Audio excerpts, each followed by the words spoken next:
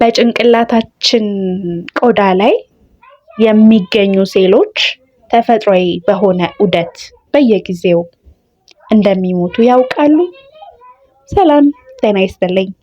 ሲስተር ቤተልሔም ነኝ።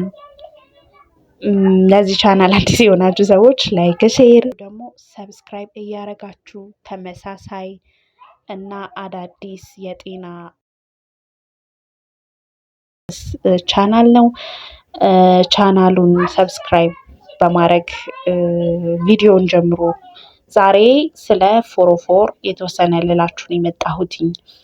ፎሮፎር እንግዲህ የሁላችንም ችግር ነው። እንዴት ነው የሚከሰተው ስንል በጭንቅላታችን ቆዳ ላይ የሚገኙ ሴሎች ተፈጥሯዊ በሆነ ዑደት በየጊዜው እየሞቱ በአዳዲስ ሴሎች እየተተኩ ይሄዳሉ እና ይህ የሴሎች የመተካካት ሂደት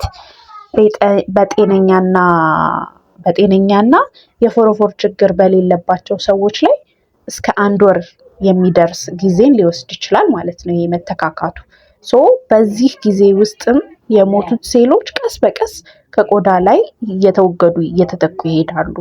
ነገር ግን በተለያዩና በእርግጠኛነት ይህ ነው በማይባል ምክንያት አዳዲስ የጭንቅላት ቆዳ ሴሎች በብዛትና በፍጥነት እየተፈጠሩ ይሞታሉ። እነዚህ ሴሎች ያው ከትክክለኛው ተፈጥሯዊ የመተካኪያ which means ተፈጥሯዊ የሆነው የመተካኪያ በጣም ባነሰ ጊዜ ውስጥ ስለሚፈጠሩና ስለሚሞቱ እንዲሁም እየተገፉ ወደ ላይኛው የጭንቅላታችን የቆዳ ክፍል በብዛት ይወጣሉ። በቆዳችን ላይ ባለው ተፈጥሯዊ ቅባት ምክንያት እነዚህ የሞቱ ሴሎች እርስ በርሳቸው በመጠባበቅና በመጠን እያደጉ ነጫጭ ርጋፊዎችን በመፍጠር ፎሮፎር የምንለውን ነገር ፎሮፎር በሚል መልኩ ከፀጉራችን ላይ ይረግፋሉ ማለት ነው። እንግዲህ ፎሮፎር የምንለው በእንደዚህ መልኩ የሚከሰት ነው። ይህ የሞቱ ሴሎች እንግዲህ ከጭንቅላታችን ላይ የመርገፍ ሂደት በጤነኛና ፎሮፎር በሌለባቸው ሰዎችም ላይ የሚከሰት ቢሆንም አዲስ የሚፈጠሩና የሚሞቱ ሴሎች መጠን ተመጣጣኝ ስለሆነ ሳይስተዋሉ ከፀጉር ላይ ይወገዳሉ ማለት ነው። ፎሮፎር በሁለቱም የእድሜ ክልል ላይ የሚከሰት ችግር ነው። ቢሆንም ደግሞ በበለጠ መልኩ ግን ወጣቶችና ጎልማሶች ላይ ለችግሩ ተጋላጮች ናቸው ማለት ነው። የተለያዩ ጥናቶች እንግዲህ ወንዶችን ደግሞ ከሴቶች በበለጠ በፎሮፎር እንደሚጠቁ ያሳያሉ ማለት ነው። ፎሮፎር ያው እንዲባባስ የሚያደርጉ ነገሮች አሉ። ለምሳሌ ፎሮፎር ከላይ ባየነው መልኩ መፈጠር ከጀመረ በኋላ በተለያዩ ምክንያቶች አማካኝነት እየተባባሱ ሊሄድ ይችላሉ። ከነዚህም ውስጥ በተለያዩ የፀጉር መንከባከቢያ ምርቶች ውስጥ የሚገኙ አንዳንድ ኬሚካሎች በተለይም ጄሎች፣ ስፕሬዎች፣ ሻምፖዎች፣ ቅባቶች ውስጥ የሚገኙ ኬሚካሎች አሉና እንደ ቆዳችን አይነት ጋር ላይስማሙ ይችላሉ። በእነዚህ ነገር ውስጥ ሁሉ ያሉ ኬሚካሎች ከቆዳችን አይነት ጋር ላይስማሙ ስለሚችሉ አለርጂኮችን ይፈጥራሉ ማለት ነው። በዚህ ምክንያት የጭንቅላታችን ቆዳ ላይ መቅላት፣ መቁሰል፣ ማሳከክ የመሳሰሉት ሁኔታዎች ይኖራሉ። ይህም ደግሞ ፎሮፎርን ለማባባስ ከፍተኛ የሆነ ሚና ይጫወታል ማለት ነው። በመሆኑም እነዚህን ምርቶች ስንጠቀም እንደ ቆዳችን አይነት የሚስማማንን በአግባቡ መጠን መሆን ይኖርበታል ማለት ነው። በተፈጥሮ ጭንቅላታችን ቆዳ በጣም ደረቃማ ወይም ቅባታማ መሆኑ ችግሩን እንዲያባብሰው የተለያየ ጥናቶች ያሳያሉ። ችግሩን እንደሚያባብስ ማለት ነው። በመሆኑ እነዚህም የቆዳ ችግሮች ለመቆጣጠር የቆዳ ሕክምና ባለሙያ ማማከር፣ አስፈላጊውን ምክር መውሰድ ያስፈልጋል ማለት ነው። እንዲሁም ከአየር ንብረት ጋር ተያይዘው ቀዝቃዛማ አሁን አየር ችግሩን ሊያባብሰው ይችላል። በተለይ በዚህ የአየር ንብረት ወቅት ፀጉሩን አጅለው የሚሸፍኑ ኮፍያዎችና ስካርቦችን መጠቀም የችግሩን መጠን ከፍ እንደሚያደርገው ነው እንግዲህ አንዳንድ ጥናቶች የሚያሳዩት። ቀዝቃዛ አየር በተጨማሪም ከፍተኛ ሙቀትን የችግሩን መባባስ ያስከትላል ማለት ነው። የተለያዩ ከቆዳ ጋር የተያይዘው የሚከሰቱ ህመሞች በተለይም እነዚህ ሰቦሪክ ደርማታይተስ፣ ኤክዚዮሪያሲስ የመሳሰሉት እነዚህ ቆዳ ችግሮች ፎሮፎርን ያባብሳሉ። ከነርቭ ጋር ደግሞ ተያይዘው የሚከሰቱ ህመሞች አሉ። እንዲሁም ለምሳሌ ፓርኪንሰንስ ያለባቸው ሰዎች ከሌሎች በተለየ መልኩ ለችግሩ ተጋላጭ ናቸው። የመገለጥ እድላቸው ከፍተኛ ነው።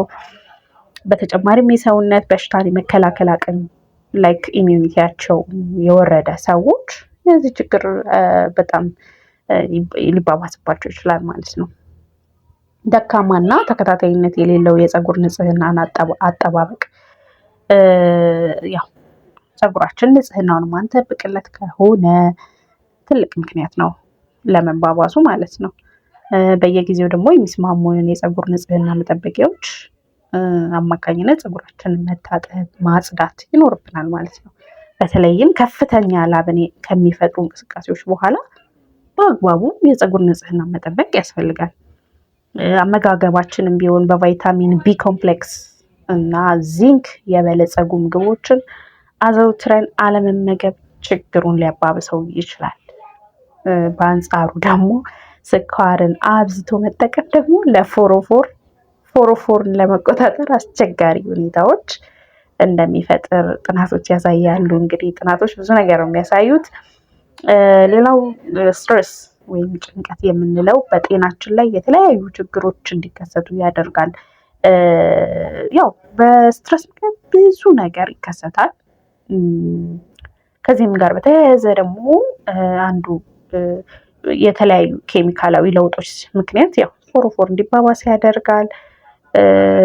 ሌላው እንዴት እንቆጣጠር የሚለው እንግዲህ መንስኤዎቹን ካወቅን እነሱን ማኔጅ ማድረግ ነው፣ እነሱን መከላከል ማለት ነው። እና ሌላው የፎሮፎር ችግርን በሙሉ ማጥፋት ባይቻልም በተለያዩ መንገዶች ደግሞ በደንብ መቆጣጠር ይቻላል።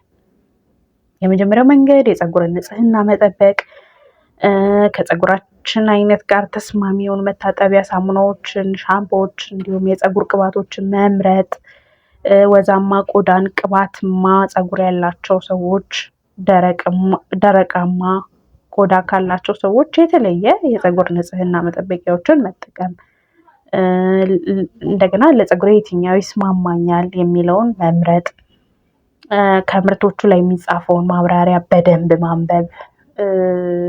ይህን ማድረግ ካልተቻለ ደግሞ ባለሙያዎችን ጠይቆ መረዳት፣ ተጨማሪ መዋቢያዎችን ለፀጉራችን የምንጠቀም ከሆነ ለተወሰነ ጊዜ ማቆም እና ለውጡን ማየት ይኖርብናል ማለት ነው። ያው የምንወስዳቸው ዚንክ መጠን ከፍ ማድረግ አለብን። ያው ዚንክ ለፎሮፎር ምክንያት የሆነውን ፈንገስ ለማጥፋት ከማስቻሉን ባሻገር የጭንቅላታችንን ቆዳ የሚያመነጨውን ቅባት ተመጣጣኝ እንዲሆን ያደርጋል ማለት ነው። ሚንስ ፎሮፎርን ይቆጣጠራል ማለት ነው። ያው ዚንክን ደግሞ ከየት እናገኛለን ስንል ከአሳ፣ የስብ መጠኑ ትንሽ ከሆነ አሳ፣ ከስንዴ፣ ከለውዝ፣ ከዱባ ፍሬ እንዲሁም ደግሞ ከአጃ ልናገኘው እንችላለን ማለት ነው። ሌላው በቫይታሚን ቢ ኮምፕሌክስ የበለጸጉ ምግቦችን አዘውትሮ መጠቀም በቃ ዴፊኒትሊ ፎሮፎርን ለመቆጣጠር ይረዳል። ጥናቶችም ያሳያሉ።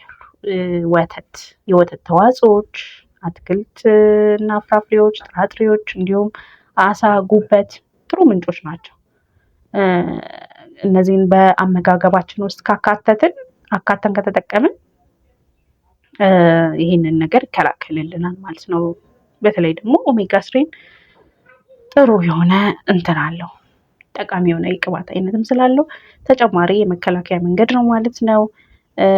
የስኳር መጠናችንን መቀነስ፣ ከፍተኛ መጠን ያለው የስኳር መጠን ያው የተለያዩ የፈንገስ አይነቶች እንዲራቡ ምቹ ሁኔታን ይፈጥራል ስኳር በራሱ። እነዚህን የስኳር መጠን መቀነስ፣ ጭንቀትን ማስወገድ፣ በፎሮፎር ምክንያት የሚፈጠሩ ማሳከክ ሲኖር ቆዳን በሚጎዳና በከፍተኛ ሁኔታ በጥፍር ማከክ ቁስለትና ተያያዥ ኢንፌክሽኖችን ስለሚፈጥሩ ጥንቃቄ ማድረግ ያስፈልጋል ማለት ነው።